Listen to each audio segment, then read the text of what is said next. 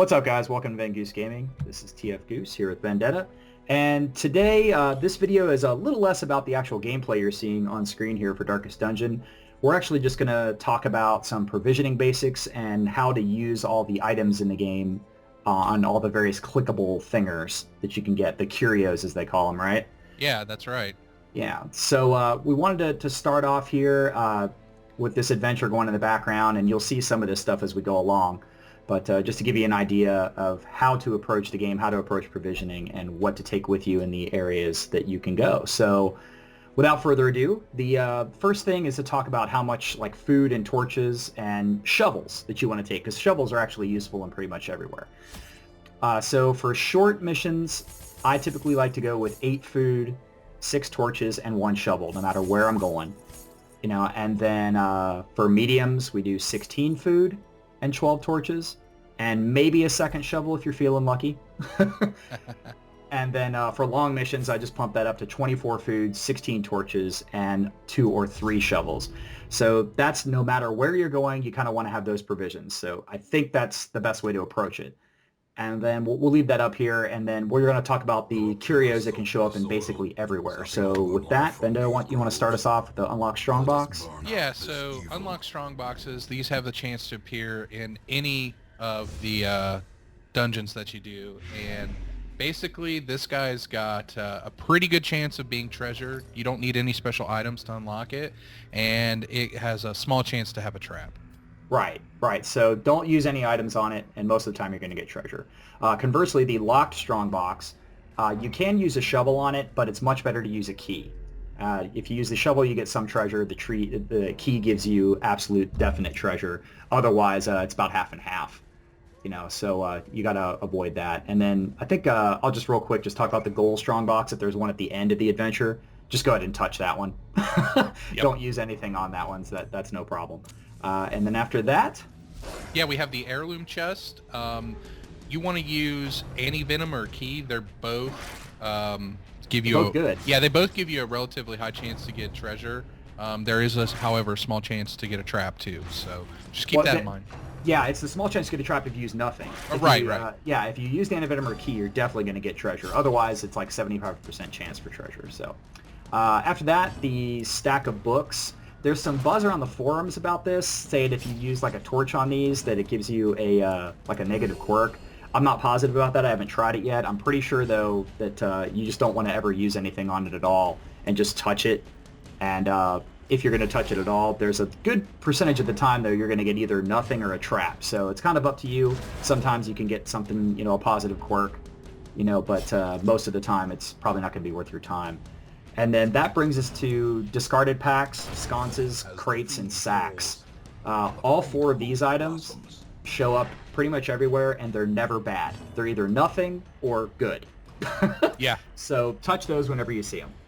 And then, so after that, let's move on real quick here to the ruins. If you're going to the ruins, just as a basic thing, you want to take extra keys, herbs, and holy water to the ruins. And just adjust how many you take based on if it's a short, medium, or long, you know, 1, 2, 3, that kind of thing. You really don't need to take any venom or bandages here, though, because there's no clickables that require either of those 2 items at all. So just a good thing to keep in mind. And with that, though, let's talk about the Altar of Light. Yeah, so the Altar of Light is an interesting item. If you have holy water with you, it gives you a buff of 30% damage. However, if you don't have holy water with you, you still get a 20% buff. So go ahead and touch that regardless. Yeah, exactly. Go ahead and give it a click even if you don't have any with you. It's never bad. The Iron Maiden after that, this one's kind of all over the map as far as what happens if you touch it without the correct item. But you can get treasure or a lot of other, you know, nothings or bad things. But the herbs, actually, the medicinal herbs, guarantee you treasure. So go ahead and touch that one. And with the herbs, and then that brings us to suit of armor. Yeah, suit of armor.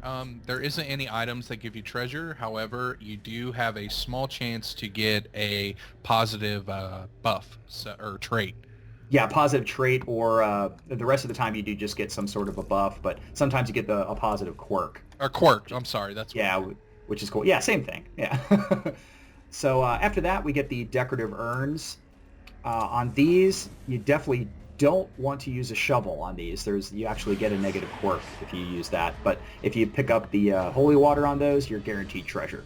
So definitely try those. Otherwise, again, it's a little all over the map as far as what you get. But definitely carry the holy water for those.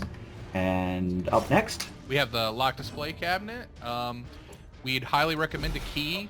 Will guarantee treasure. A shovel will give you treasure, just not as good of a chance, or not a good quality, I'm sorry. Exactly, yeah. And it's important to mention here, too, if you do not have either a shovel or a key, this is 100% of the time a trap. So just bear that in mind. The same thing goes with the locked sarcophagus. So if you see that as well, or this display cabinet, then definitely use a key or a shovel. Otherwise, just get moving. Move it right along.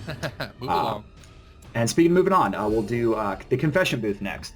If you see this guy, this is one of those ones you kind of have to make a decision on. You can use holy water on it and get pretty good heal or stress reduction, I should say. One of the two. Otherwise, only 25% of the time can you get treasure, and the rest of the time it's either a trap or a very small chance to purge a quirk off of yourself. But so decide what you want to grab, and if you want to go ahead and use holy water, go for it. And then after that's the Holy Fountain, right? Yeah, the Holy Fountain. Surprise, surprise, this needs holy water. Gives you a nice little buff. Otherwise, though, it will give you a chance to get treasure 50% of the time. Yeah, very, very good stuff. After that, the bookshelf. The bookshelf, you don't want to use anything on ever, but it's very much a 25% shot across the bow. Either treasure, nothing, a scout chance, or a chance to pick up a quirk, positive or negative. So just be careful on that one. And then we've got the Alchemy Table, which is kind of an odd item. Yeah, it is. So you can use a torch on this guy. It'll pump you up to light, to fill up your torch, basically, when you do that. Yeah, or if you're going for the treasure, use herbs on the Exactly. And that'll hook you up with some good treasure. Otherwise, again, some treasure, sometimes nothing, a good percentage of a trap. Be careful. And then lastly here is just the regular sarcophagus, not the locked sarcophagus. The regular one you can't use any items on, but 60% of the time it's treasure anyway. So and the rest of the time it's either nothing or a negative quirk, so just bear in mind there's a risk. And with that, we will move on to the Warrens. And with the Warrens, your general notes there is to take extra herbs and holy water. Maybe a bandage if you happen to have a little extra cash and you want to take it. Otherwise, you don't need anti-venom or extra keys for this area, just because there's not much here for it. And to talk about it further here, we've got, I think it's the Eldridge Altar up first, right? Yes, sir. So if you apply a torch, you'll get a buff, which gives you 15% crit. Or if you'd like to use holy water, it does a heal and stress. If you don't use either of those, 25% chance of the time it's nothing, 25% chance of trap. Yep, and then the rest of the time you can actually go ahead and get a quirk, positive or negative. So keep that in mind. Again, control that with holy water if you like. Up next after that is a pile of bones. Again, this is another holy water item. If you use the holy water, you're guaranteed some treasure. Otherwise, it's 25 split across the way for treasure, nothing, trap, quirk. This is pretty much a theme that you see here. We really want to talk about just the items that you want to use. Absolutely. After that is the dinner cart, right? Yeah, so this is you want to use herbs on this guy. You have a 25% chance for treasure, 25% chance for nothing, or 50% chance for a trap. Yeah, and if you use it, you're going to get treasure or some food, which is kind of cool. So after that, we're going to use this is the one thing here that uses a bandage is the knife rack. If you're feeling saucy about it and you want to use the bandage on it, great. It's going to get you some treasure. Otherwise, you're kind of splitting the difference between treasure and trap. And after that is this one I haven't seen much of, is Sacrificial Stone. Yeah, I haven't seen this guy either. You want to use some firewood on this. It'll give you a buff with 15% crit. Otherwise, it's pretty much just a purge or a negative purge or a negative or a positive quirk, right? One of the two. Yeah, exactly. Yeah. All right. Cool deal. And then a couple more here for this zone. We've got the Skull Altar. This one you can't really use anything on, but if you just touch it, it's 100% chance for a buff. So that's pretty sweet. Indeed. Can't go wrong with that. But don't waste any items on it. And then this next one is just kind of a bummer. I hate this item. I usually walk right by it. The Occult Scrollings. You can actually hurt yourself with the holy water on this one.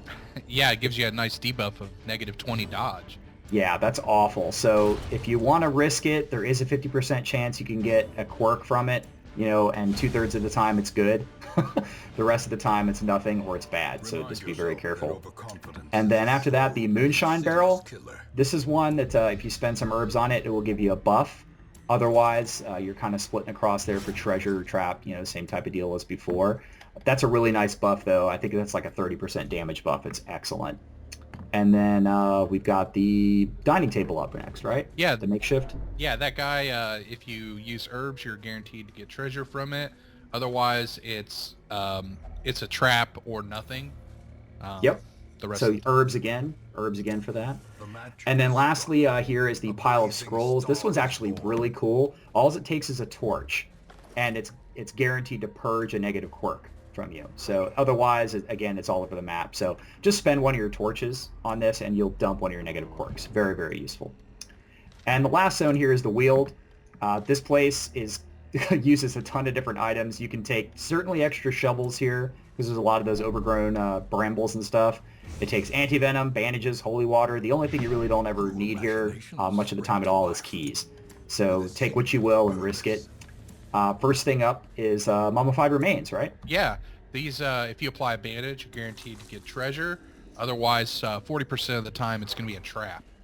Yeah, exactly. So keep that in mind. You can get treasure, without it, but just watch it. And then after that, we got the Ancient Coffin. You can't actually use anything on the coffin, which is a bummer. I actually blew a bunch of items trying. But still, 50% of the time you touch it, you still get treasure, so it's up to you. And another 33 after that is nothing. So pretty good chance of either nada or something good. And after that is the Old Tree. Yeah, you're going to use anti-venom here to get your treasure. Otherwise, it's 25% chance for a trap, 25% chance for nothing. Yep, exactly. So something to use your anti-venom on other than your blight. And then after that, this one is a beast carcass. This one you kind of have to make a decision on. It will take herbs.